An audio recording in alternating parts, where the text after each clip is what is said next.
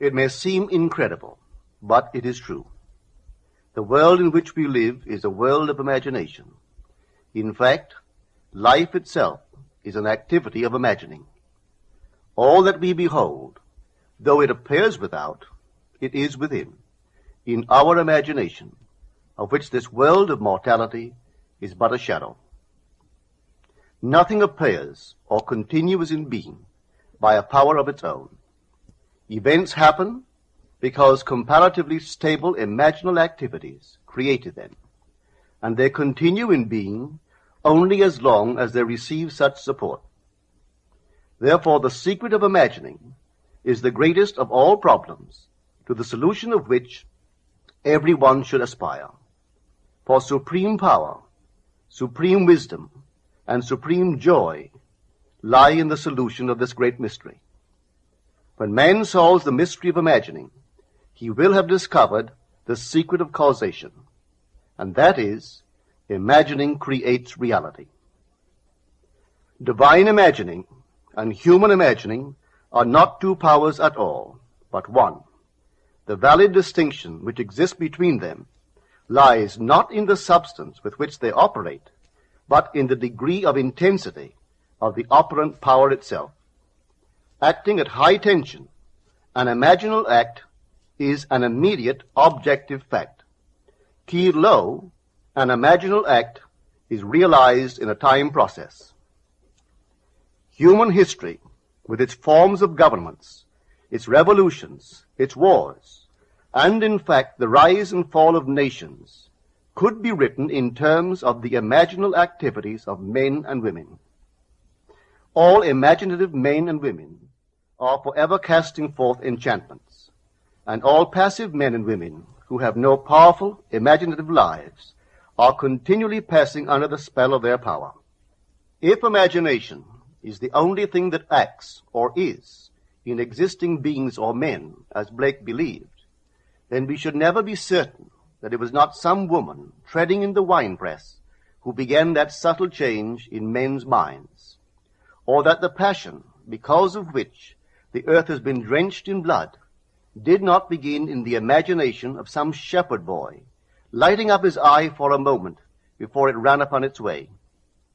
The future is the imaginal activity of man in its creative march. Imagining is the creative power, not only of the poet, the artist, the actor, and orator, but of the scientist, the inventor, the merchant, and the artisan. Its abuse in unrestrained, unlovely image-making is obvious, but its abuse in undue repression breeds a sterility which robs a man of actual wealth of experience.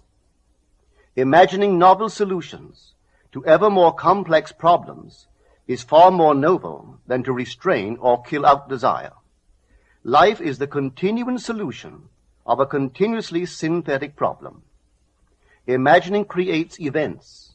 Our world, created out of men's imagining, comprise unnumbered warring beliefs. Therefore, there can never be a perfectly stable or static state. Today's events are bound to disturb our yesterday's established order. Imaginative men and women invariably unsettle a pre-existing peace of mind. Hold fast to your ideal in your imagination. Nothing can take it from you but your failure to persist in imagining the ideal realized. Imagine only such states that are of value or promise well. To attempt to change circumstances before we change our imaginal activity is to struggle against the very nature of things. There can be no outer change until there is first an imaginal change. Everything we do, unaccompanied by an imaginal change, is but futile readjustment of surfaces. Imagining the wish fulfilled brings about a union with that state, and during that union we behave in keeping with our imaginal change. This shows us that an imaginal change will result in a change of behavior. However, our ordinary imaginal alterations, as we pass from one state to another, are not transformations, because each of them is so rapidly succeeded by another in the reverse direction.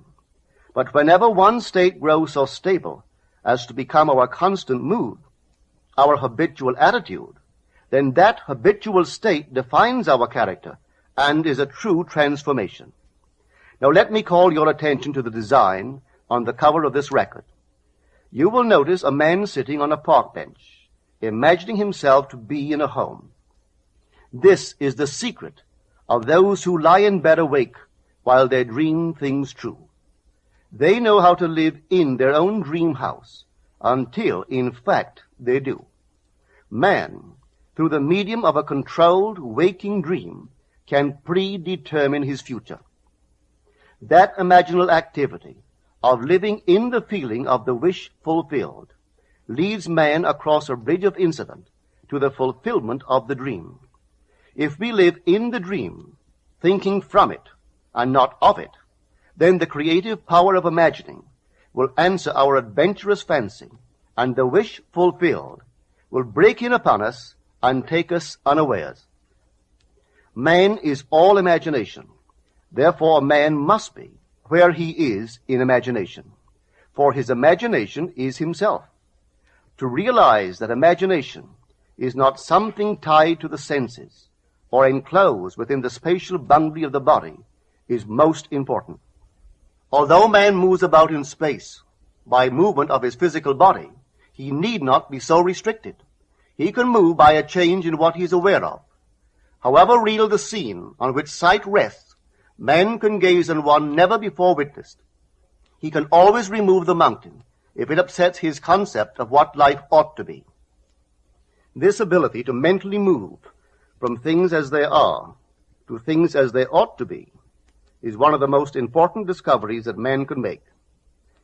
It reveals man as a center of imagining, with powers of intervention which enable him to alter the course of observed events, moving from success to success through a series of mental transformations of nature, of others, and himself. How does he do it? Self-abandonment. That is the secret. He has to abandon himself mentally to his wish fulfilled, in his love for that state, and in so doing live in the new state and no more in the old state.